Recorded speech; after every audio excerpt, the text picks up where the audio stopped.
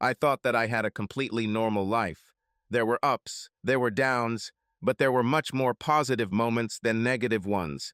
I married Joyce, the first woman I truly fell in love with, 24 years ago. We had two boys, Dylan and Parker, who at the beginning of this story were enjoying the start of their summer vacation before their senior and sophomore years, respectively, at the same flagship university in our state. Before and after that summer, Joyce and I were alone and enjoying our time together. Joyce only had two complaints about Dylan and Parker. The first is that they didn't communicate with her and me as much as they should have. Doesn't every mother of college-aged boys have that complaint, especially about their personal lives, in which they were less sociable than the Sphinx? Second, they looked and acted so much like me that she wondered if they had passed on some of her DNA. Dylan, Parker, and I are all 190 centimeters tall, weigh between 95 and 100 kilograms, with sandy hair and blue eyes. Physically, I'm almost as fit as they come, thanks to daily cycling, weightlifting, kayaking, and CrossFit.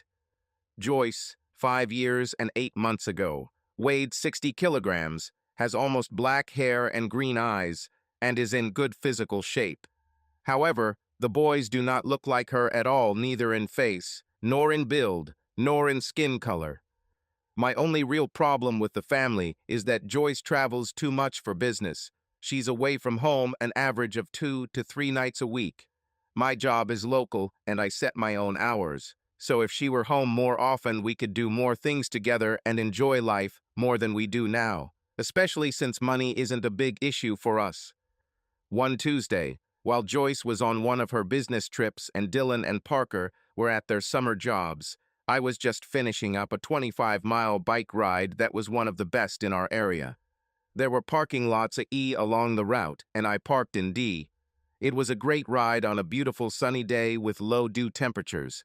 I was about to start braking to turn into parking lot D when I came across a female cyclist riding on the side of the road who appeared to be having serious problems with her bike. I stopped to help. Serious problem? I asked with a half smile, stopping right in front of her bicycle. She was on her knees, inspecting her rear derailleur, and looked up at me, showing her pretty face. She smiled back. Yes, thank you for asking.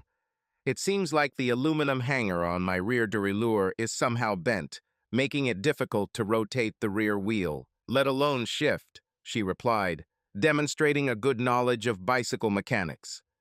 Do you mind if I take a look? I asked. Be so kind, she replied, standing up.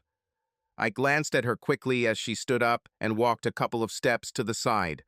I estimated her height to be about 160 centimeters, weight 45-50 kilograms, small breasts, slender but muscular thighs and calves, and a perfect firm ass. And her face became even more beautiful when she stood up. I couldn't get a good look at her hair because of the bike helmet, but since she wasn't wearing sunglasses, her brown, shiny, and expressive doe eyes were clearly visible and very attractive. I examined the rear derailleur and found that her diagnosis was absolutely correct. As far as I can tell, you've pinpointed the problem, I said with a smile, standing up. You also probably already know that even if you manage to get the suspension back in place, you won't be able to do it here on the track. But the rear wheel will have to be removed and the suspension will probably be repaired at a bike shop. That's what I was afraid of, she reflected. Did you park in parking lot D? I asked. No, in parking lot E. About 6 kilometers from here, and I can't get there, she grumbled. I'm in parking lot D, right at the entrance to the bike path. I'll drop you off at your car in parking lot E, I said with a smile. I sensed some wariness on her part, so I took out my ID and handed it to her. Here is my name and address. Call someone you know and tell them I'll give you a ride and that you'll call them back as soon as I give you a ride. This way, if I turn out to be an axe murderer, at least you will die knowing that I will be caught, I stated, saying the last sentence with a wide smile on my face. Only after I said this did I wonder if she would find my joke funny and would she refuse my proposal.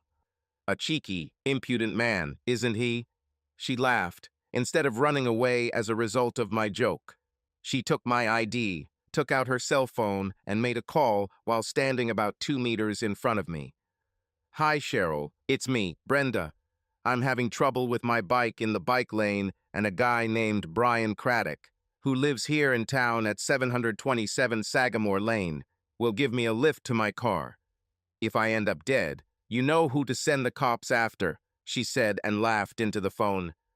After a pause, apparently listening to Cheryl, she said, "That's a great idea." Then she looked at me and said with a grin, "Cheryl thinks you should take off your helmet and let me take a picture of you and send it to her so the cops can identify your face in case your ID turns out to be fake."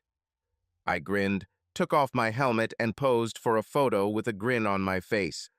A nice woman who introduced herself as Brenda took a photo with her phone, pressed a few more buttons on it, and put it back to her ear. "Did you get the photo, Cheryl?" She whispered something into the phone. After about 30 seconds of delay, she grinned and said, "You're evil. Thank you," and ended the conversation. "Okay, now if you dismember me, you will definitely be caught," Brenda said with a smile. "Here, you drive my bike, and I'll take yours to my car," I said, fastening the helmet strap to the handlebars of my bike, and then I took her bike and walked on. We chatted a bit on the way to my car. When we got to my car, I put both bikes on the bike rack in the trunk. I threw the helmet in the back seat, opened the passenger door for her, and she took off her helmet and then got in. I couldn't help but notice her shiny dark hair falling on shoulders. What's not to like about this woman's appearance? I was surprised. In the 15 minutes, we rode to parking lot E, which is further down the road than the bike path. We exchanged a surprising amount of personal information. I was unusually open and talkative. There was something about Brenda that inspired trust. I told her about my family, including Joyce's unwanted amount of travel, and about my 2 boys. Brenda was just as outgoing, and her situation was remarkably similar to mine. Her husband, Stan, traveled on business almost as often as Joyce, and she had 2 daughters named Serena and Kira, who were sophomores and graduates at the same state university as Dylan and Parker. "What are your girls studying to be? Maybe Dylan and Parker know them," I asked. "Not if your sons are studying at the Faculty of Engineering, as you said," she grinned. "Serena is studying art with a bachelor's degree in art history, and Kira is studying kinesthesiology with a bachelor's degree in art." I laughed. "I think you're right. Their classes are probably on opposite ends of campus, with 30,000 other students between them." Our conversation was so pleasant that when we pulled into parking lot E, I said, "I have an idea. Since I'm heading to my gym for a CrossFit class after this, and you won't be riding your bike, but you'll be spending time doing it, why don't you leave your bike at Morton's Bike Shop, which is next door to my gym, and you will be at my disposal. My guest today. Have you tried CrossFit? Are you trying to pick me up?" She laughed. "No, just trying to figure out if your body works as well as it seems," I grinned back. "Oops, did I say it out loud?" I grinned. "You're still impudent, aren't you?" She giggled. "Okay, since I don't have anything else planned, I'll try." Long story short, we ended up going to a bike shop. Working out together for an hour, she did exceptionally well for her first time, and then picking up her repaired bike and having lunch at a casual cafe before we said our goodbyes. At the same time, we quickly hugged. Then she said, "If Joyce isn't home tomorrow, why don't you go kayaking down the river with me? I usually go there for an hour or two on Wednesdays when Wall not in the city." "With pleasure," I replied. I was planning to go somewhere this week anyway. As you've probably already noticed, my SUV has a rack for 2 kayaks on the roof. "I'll pick you up at, say, 8:00 in the morning," she said. "I'll be ready," I smiled. "I think you already know the address." "Yeah, about that," she chuckled. "I could have stalked you, but you willingly gave up your personal information." "You wouldn't trust me if I didn't do this," I chuckled. "Oh, by the way, getting back to the fact that I gave you my ID, what did your friend Cheryl say to you on the phone that made you tell her you're mean after you emailed her a photo of me?" Brenda blushed slightly, but quickly came to her senses, giggling. "I should know that, but you don't." She jumped into her SUV and drove away, quickly waving her hand out the window.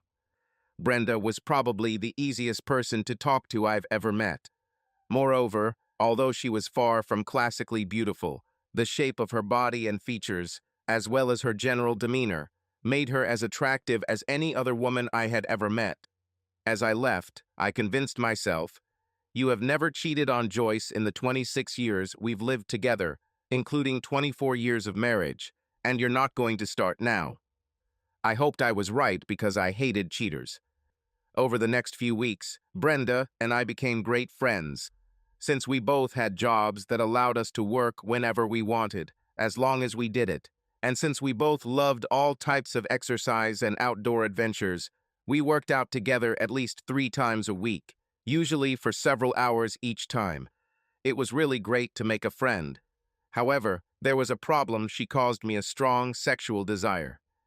The problem escalated one day when we both capsized in our kayaks and ended up pulling them ashore. At first we laughed and teased each other, but when Brenda stood up, strapping her paddle to the kayak, her face was very close to mine, as close as possible, given the 30-centimeter difference in our heights.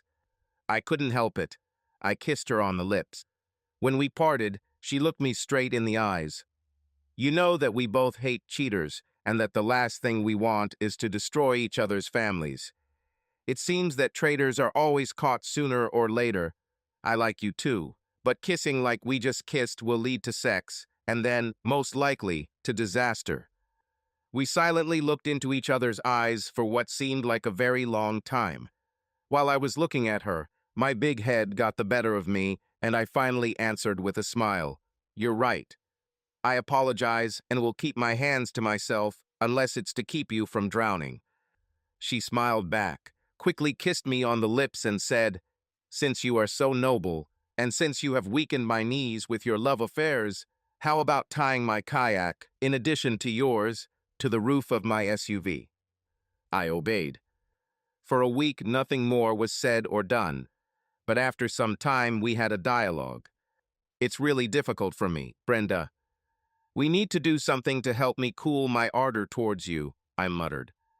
"I also need something to cool my ardor towards you," she moaned in response. "But I can't stop talking to you. We have such a good time doing different things together. You're more fun than anyone else I've ever been with, and I don't want to give up on our friendship or activities," I grumbled. After another pause, she raised her head. "I have what I hope is a partial solution. From what you told me, Joyce is a very nice person, and so is Stan. Getting to know each other's spouses, and perhaps even families, can help quell any lustful feelings." I thought for a minute while her mind seemed to be mulling over possible scenarios. "I think you're right," I replied. "What will we do next?" "I'm planning to have a barbecue at my house next Saturday. I'll put you, Dylan, and Parker on the guest list. There will be at least 30 people there, including at least 15 people the same age as Serena and Kira. How do you like this proposal?" "Let's make this work," I grinned, and then avoided physical contact with her for the rest of the day. Brenda's BBQ turned out great. I met Stan and she met Joyce, and the other adults were friendly too. There wasn't a single idiot among them. Joyce and I were introduced to Serena and Kira. Brenda was right except for the fact that each of them was about 5 centimeters taller than Brenda and perhaps 5 kilograms heavier. They seemed more like Brenda's clones than her children. I saw Serena and Kira introduce themselves to Dylan and Parker, and all the kids under 22 seemed to be having fun together, playing volleyball, beer ping pong, and other games in Brenda and Stan's backyard, which seemed ideal for such events. We were one of the last to leave the party around midnight. On the way home, Joyce, of course, tried to ask the boys if they had met any interesting people. All they said, with Cheshire cat grins, was that they had a good time and were glad they came.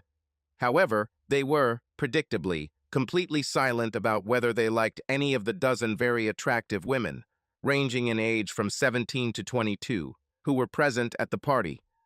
Brenda and I reminisced about the party when we went for a bike ride and lunch the following Monday. I asked her if Serena and Kira were at all impressed by the cute guys there.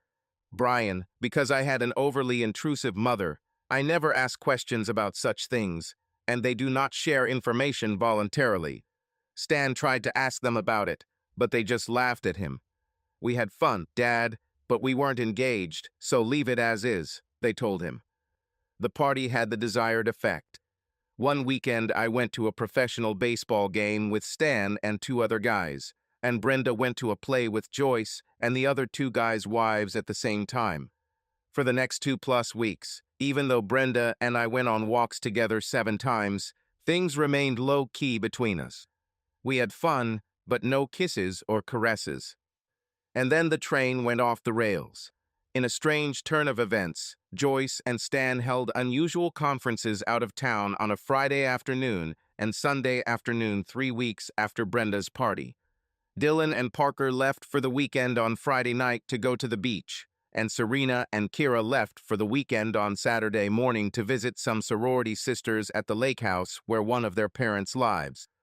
Brenda was bragging about what a good dancer she was, and we were confident in our ability to avoid any lustful contact, so we agreed to go out to dinner and a club. We didn't hide it from Joyce or Stan, but we had to promise them that the 4 of us would go out to dinner and a club next Saturday. "You find the best club for us," was Joyce's opinion. When I picked up Brenda early Saturday evening, she looked as good as ever. Although she wore a dress to the barbecue, which was the only time I saw her in such an outfit, she looked very modest there, including her hair in a bun, no makeup, and the dress did not highlight her toned hips or a sculpted butt.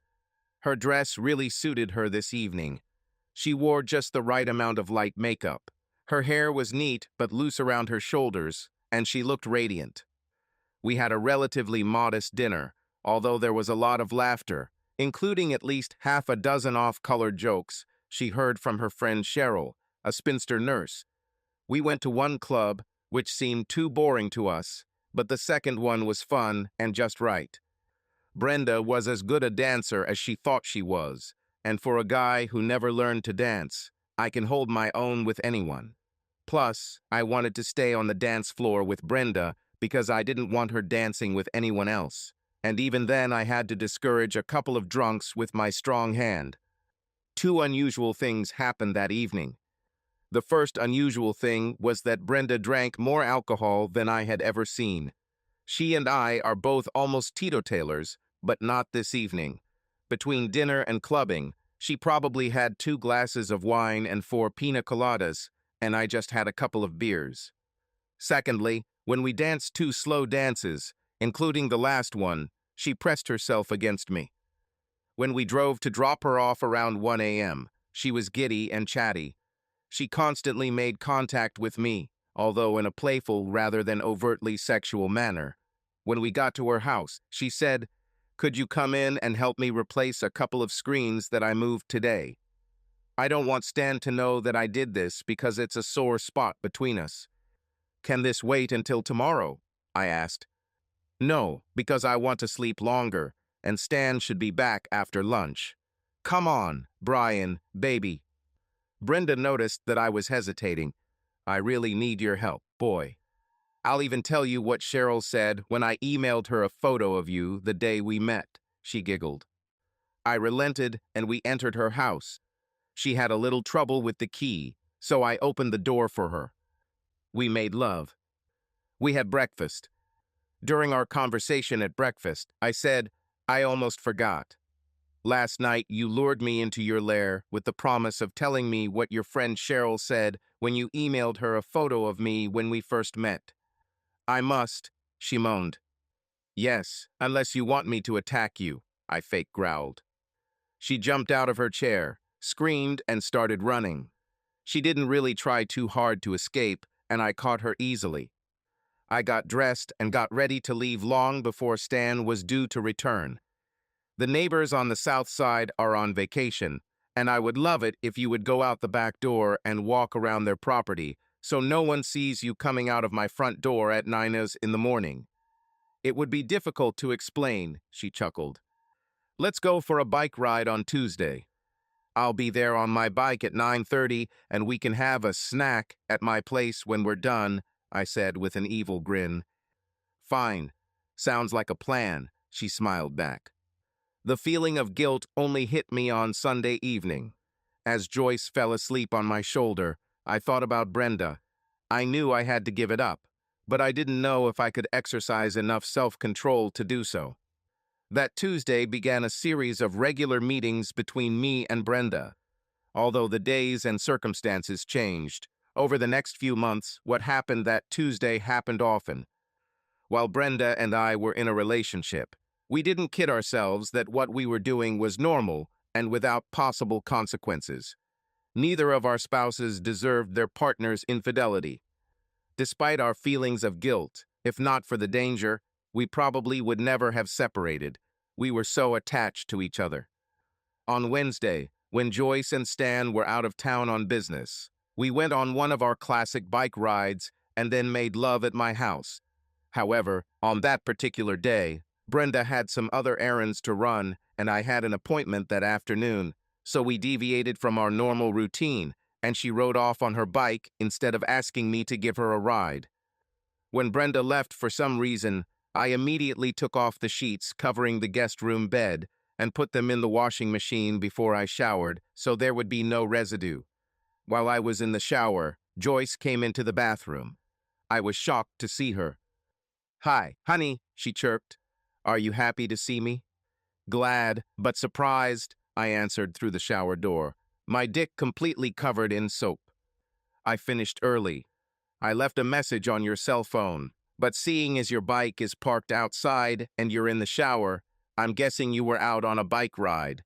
Probably with Brenda or Jack was my occasional riding companion. Cycling. I rode bikes with both of them, Detective Joyce," I laughed, telling my partial white lie. The next day I met Brenda in the park and told her about the near miss. If we had been caught, which we avoided in less than 5 minutes, and only because I had accidentally taken the sheets off the bedspread in the guest room, our families would have been destroyed. Brenda looked very thoughtful. After a pause, she looked into my eyes. "Our relationship with you is the brightest event in my life, but I experience the same feelings of guilt and fear as you. If we didn't have kids and if our spouses were jerks, things would be different. But we have children, even if they are in college, and our spouses are wonderful people who don't deserve our infidelity. So we need to find a way to end this." I nodded in agreement, and then a thought came to my mind. I could finance our visit to a psychologist to help us decide what to do so that Joyce doesn't find out anything. "Do you agree?" She said, "We have a serious problem. I can agree with you to pay for the services of a psychologist. Make an appointment, and I will try to make time work for us." We kissed, returned to our cars without computers, and drove away. By the evening of the same day, after asking and calling names, I made an appointment for Friday with Dr. Meg Sheehan, a renowned psychologist and marriage counselor living in a nearby suburb. I called Brenda on Thursday morning and told her she agreed. After agreeing to pay her extra to see us after hours, and after describing to her our problem, guilt and fear, Dr. Sheehan agreed to see us 4 times over the next 2 weeks. We were lucky to have help because we simply could not cope with our dependence on each other on our own. We were getting too bold, so exposure was inevitable unless we could somehow stop it. By the 3rd session, Dr. Sheehan diagnosed our problem. Although she described it in clinical terms, she also described it in layman's terms. Her explanation was this: "You two are simply dependent on each other, especially in sex." I don't use this term lightly. In the media, you always hear about people saying they have a sex addiction, but 99% of the time, this is bullshit and just an excuse for promiscuous behavior. "There is no such thing as clinical sexual addiction?" Brenda asked. "There are several real clinical cases. There may be 1 man in 500,000 and 1 woman in 1,000,000, but they are rare and addiction is not limited to 1 person. Although I can't give you a real explanation for this, you two and yours is only the second in my experience are dependent only on each other. Today, I'm going to introduce you to techniques and remedies that you can use to start ending your relationship because you need to be careful. This is the only thing that will work for you too, she announced grimly. We realized Meg Sheehan was right. By the end of our fourth session with Dr. Sheehan, we had learned all we could about techniques to help us cope with depression and were given a homeopathic libido suppressant to take for the first 2 weeks. Then, in each other's presence, we blocked our cell phone numbers and email addresses on each other's phones. We parted with a kiss that touched our souls. We went cold turkey just before Thanksgiving, and the approaching holidays helped combined with Meg Sheehan's techniques and maybe even homeopathic remedies, though I wasn't so sure to deal with it. For the first month, I called Brenda every day. Sometimes I stopped myself, sometimes I actually called, but since my number was blocked, I couldn't get through. Gradually, I brought other sexual experiences into my relationship with Joyce and made a truly concerted effort to keep her needs and Dylan's and Parker's at the center of my attention. By Christmas, I was well on my way to breaking my addiction to Brenda. Whenever Joyce asked about meeting Brenda and Stan, I avoided answering. Meg warned us that if we met in person, we would certainly relapse, and that after a relapse, it would be even more difficult to recover. It also helped that both Dylan and Parker were on good terms. Not only were they doing well at school, but from what Joyce and I overheard, and from their smiling refusal to answer some of Joyce's questions, I suspected, and Joyce was convinced, that they both had girlfriends. They, of course, often went away on vacation, and for spring break the following year, but they were always cheerful when they were at home. In addition, they communicated with us on the phone even more often than usual, although the issue of girlfriends was not discussed as a topic of conversation. By the time Dylan was ready to graduate from college, I was as proud and happy as I could be. My relationships with Joyce, Dylan, and Parker were as strong as ever, and my sex life with Joyce was more exciting than before I met Brenda. Everything in my life seemed to fall into place. Of course, I still thought about Brenda daily, but my coping mechanisms had improved to the point where I rarely felt torment. I was a little nervous about attending the graduation because I assumed Brenda's daughter, Kira, would be graduating from the same university on the same day. However, since there were over 8,000 graduates that year, like most major universities, the chances of meeting someone from another school were slim. Dylan was graduating from school with a degree in electrical engineering, and assuming nothing had changed since I last talked to Brenda about it, which was about 7 months ago, Kira was due to get her degree at the School of Arts and Sciences Kinesiology, and her graduation ceremony was to take place on the other side. The campus was almost 3 kilometers from where Dylan was getting diploma. Even though there was going to be an all-school commencement ceremony at the football stadium, and with over 50,000 faculty, families, and guests likely to be in attendance, I convinced myself that I had an infinitesimal chance of seeing Brenda. Joyce, Parker, and I were proud of Dylan when he graduated, and the 4 of us took a lot of photos. We also enjoyed the joint ceremony at the football stadium and never ran into Brenda and Stan. Interestingly, though, as we were leaving the stadium, Dylan walked away to return his cap and gown, and me wondering where we should go for the holiday dinner. Parker said, "Mom and Dad, there is something that I have to tell you, and in a special way. Dylan and I booked a conference room on the 3rd floor of the Student Union. Could you meet us there in an hour?" Of course, Joyce and I had many questions to which Parker answered evasively. "Just meet me and everything will open up," he finally answered with a hearty laugh. When Joyce and I walked into the conference room 58 minutes later, I was shocked to see Brenda and Stan there. When Brenda saw me, her eyes showed the same fear that was in my brain and heart. Stan and Joyce were happy to see each other, while Brenda and I avoided physical contact and tried unsuccessfully to act as normal.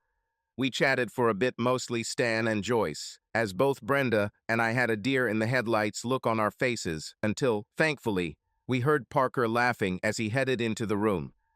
If I was stunned to see Brenda, it was not so much compared to how I felt when I saw Parker, our youngest son, enter the room holding hands with Serena, Brenda's youngest daughter.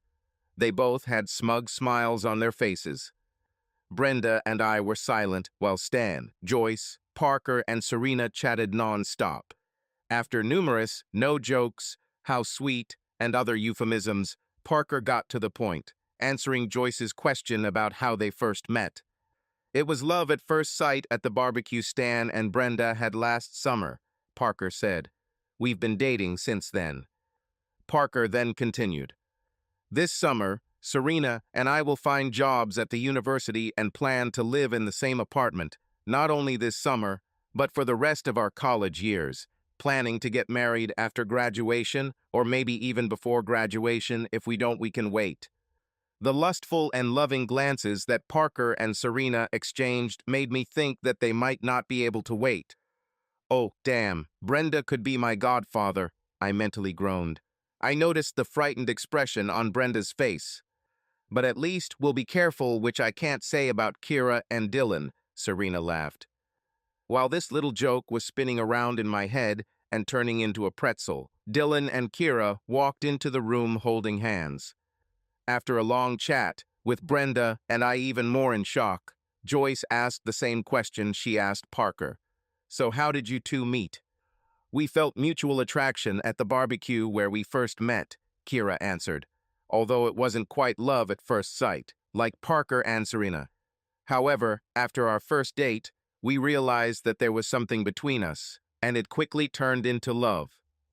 We first became close on the same trip as Parker and Serena, Dylan said with a smile, when I was supposed to be on the beach and Kira was at the house by the lake. And then the final blow. Dylan and I are going to get married in 2 weeks. We want to have a simple ceremony with family and friends. We both have jobs in our hometown and an apartment just 3 kilometers from Mom and Dad and only 6 kilometers from you, Joyce and Brian. Kira smiled, looking first at her parents and then at Joyce and me. Why such a rush? Joyce asked. I'm 6 weeks pregnant, Kira giggled as Dylan kissed her cheek and squeezed her hand. Out of the corner of my eye, I saw Brenda faint and Stan caught her. I was practically in a stupor. Question, how the hell can I resist Brenda when we are related and have a common grandson? Was spinning in my head all the time. Of course, I didn't have the answer, and I doubted that even Dr. Meg Sheehan could help us with it, especially since it was obviously the biology of fate. If my sons, who looked and acted just like me, were head over heels in love with Brenda's daughters, who looked and acted just like her, what chance did I have of resisting Brenda? Shit. Subscribe to our channel so that your second chaff doesn't cheat on you, and go ahead and listen to the next story, because this story is nothing compared to the next one. If you're under 18, don't even think about listening to the next one. Listening to the next one. Listening to the next one. Listening to the next one.